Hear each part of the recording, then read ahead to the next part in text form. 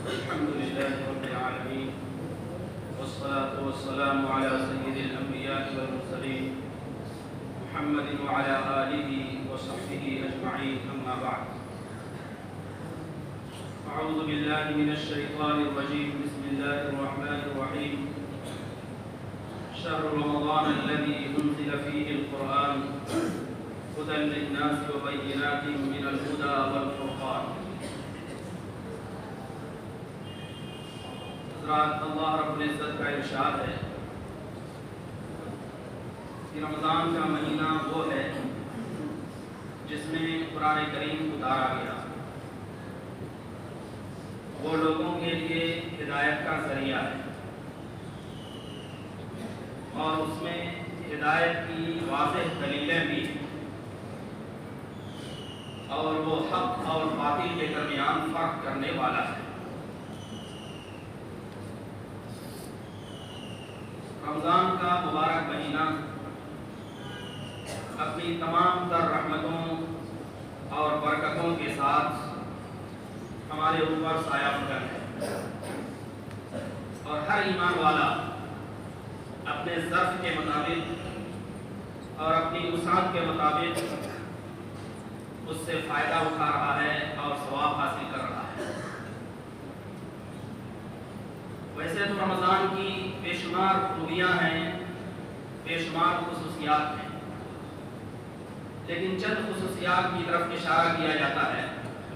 تاکہ اعمال میں مزید شوق پیدا ہو اور ثواب کے جذبے سے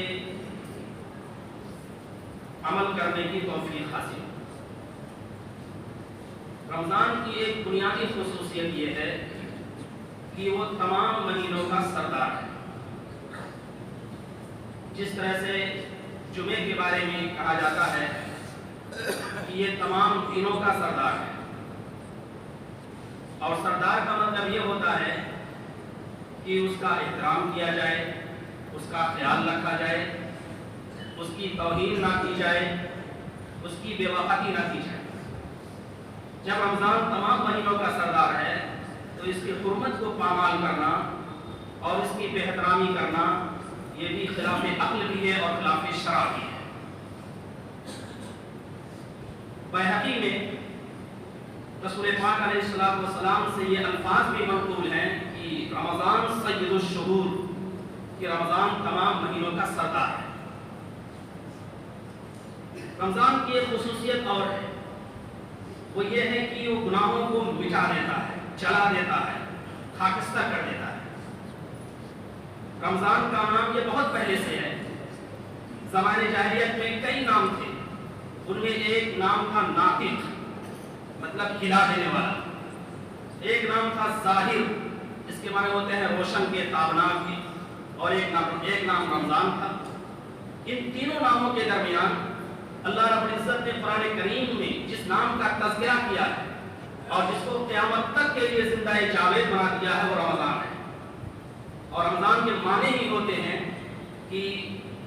جلا دینے والا، خاکستر کر دینے والا، مٹا دینے والا۔ ابن مردوہ سے منقول ہے اور رسول پاک علیہ السلام کا ایک قول نقل کرتے ہیں، سمی رمضان لأنه يرمز الذنوب۔ رمضان کو رمضان اسی لیے کہا جاتا ہے کہ گناہوں کو مٹا دیتا ہے، خاکستر کر دیتا ہے اور جلا دیتا ہے۔ یعنی اس رمضان میں ایسے اعمال ہیں، ایسی عبادتیں ہیں، ایسے اذکار ہیں اور اللہ تعالیٰ کی طرف سے ایسی نوازشیں ہیں کہ ان کی برکت سے گناہ مٹ جاتے ہیں۔ بس توجہ کے ساتھ اور ایمان و احتساب کے ساتھ ان کو گزارا جائے۔ رمضان کی ایک خصوصیت اور ہے، وہ یہ ہے کہ اللہ رب العزت نے اس امت کو 5 تحفے عطا فرمائے ہیں۔ مسند احمد کی روایت ہے، حضرت ابو ہریرہ رضی اللہ عنہ راوی ہے کہ اللہ تعالیٰ نے اس امت کو 5 تحفے عطا فرمائے ہیں رمضان کے حوالے سے، جن سے دوسری قومیں بالکل محروم ہیں، ان کو وہ ملی ہی نہیں، وہ چیزیں نہیں ملی ان کو جو اس امت کو ملی۔ سب سے پہلی چیز یہ کہ اللہ رب العزت نے روزے دار کی منہ کو مشک سے زیادہ خوشبودار بنایا ہے۔ بڑی خوبی کی بات ہے، روزے داروں کے لیے، جو لوگ اللہ کی خوشنودی کے حصول کے لیے روزہ رکھتے ہیں، ان کی منہ کی خوشبو مشک سے زیادہ پسندیدہ اللہ تعالیٰ کی ہے۔ دوسری یہ کہ سمندر کی مچھلیاں ان کے لیے دعائیں کرتی ہیں، جو آسمانی مخلوق ہے وہ تو دعائیں کرتی رہتی ہیں، زندگی کی سمندر کی مچھلیاں بھی ان کے لیے دعائیں کرتی ہیں۔ تیسری خصوصیت یہ کہ جنت ان کے لیے یعنی روزے داروں کے لیے روزانہ آراستہ کی جاتی ہے، سجائی جاتی ہے اور اس کو ہر طرح سے مزین کیا جاتا ہے۔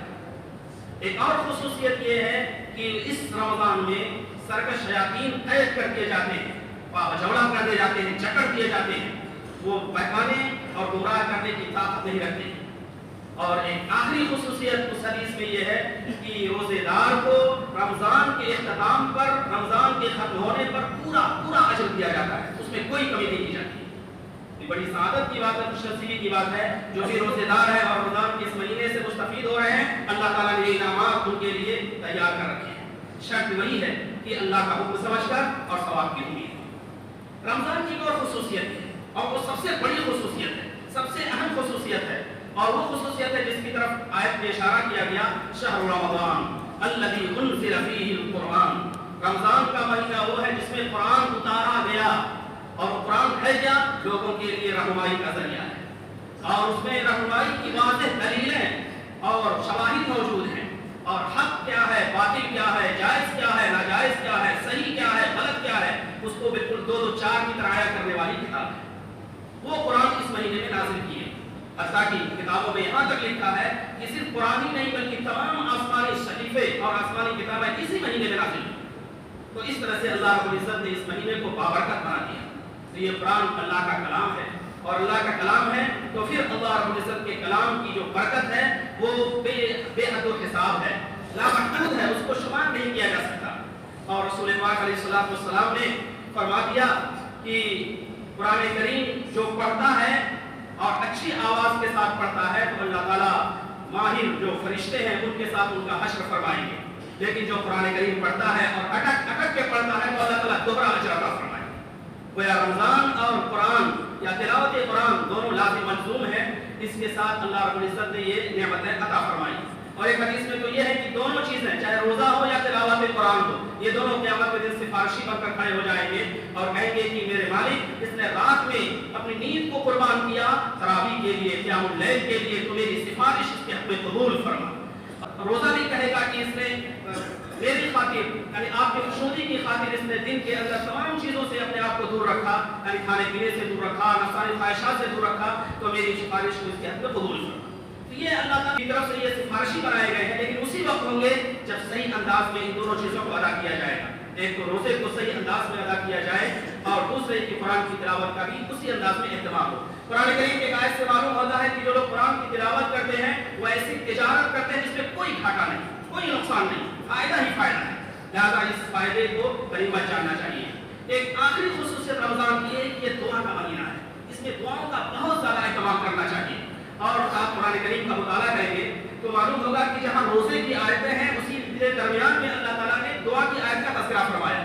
تو مفسرین نے لکھا ہے کہ روزے کے درمیان دعا کی آیت کا تذکرہ کیا جانا اس بات کی دلیل ہے کہ روزہ اور دعا دونوں چیزیں جڑی ہوئی ہیں ایک دوسرے سے، یعنی اگر روزہ ہے تو دعا ہے، دعا ہے تو روزہ ہے۔ تو اس طرح سے اگر انسان روزے کی حالت میں دعا کرتا ہے تو اللہ تعالیٰ دعا اس کی قبول فرمائیں گے اور اللہ رب العزت اس کو نوازیں گے۔ دعا کے سلسلے میں ایک عام تاثر یہ پایا جاتا ہے کہ جب کوئی ضرورت ہوگی، جب کوئی مصیبت پیش آئے گی، جب کوئی حاجت ہوگی تب ہم دعا کریں گے، نہیں، دعا مستقل عبادت ہے۔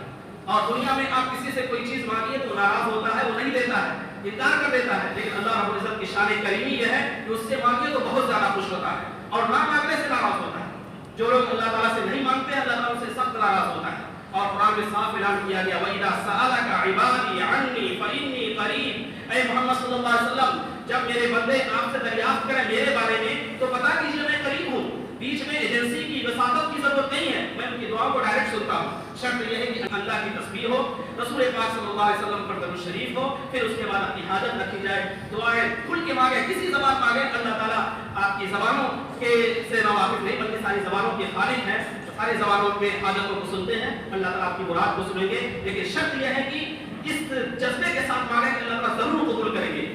تذبذب کے ساتھ، شک کے ساتھ دعا ہوتی ہے تو قبول نہیں ہوتی ہے، اس جذبے کے ساتھ ہو کہ اللہ تعالیٰ ضرور قبول کریں گے تو پھر اللہ تعالیٰ دعاؤں کو قبول فرماتے ہیں۔ تو یہ رمضان کی بنیادی خصوصیات تھی جن کا تذکرہ ہوا، اللہ تعالیٰ ان خصوصیات سے مستفید ہونے کی توفیق عطا فرمائے۔ وآخر دعوانا